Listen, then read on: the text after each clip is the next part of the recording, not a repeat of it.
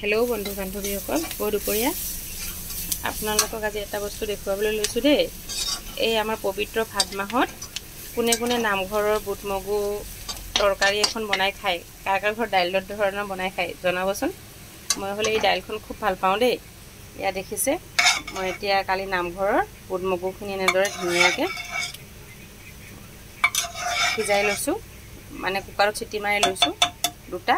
আৰু এইপিনে অকণমান আদা নহৰু পিঁয়াজ কেঁচা জলকীয়া এনেদৰে ভাজি লৈছোঁ।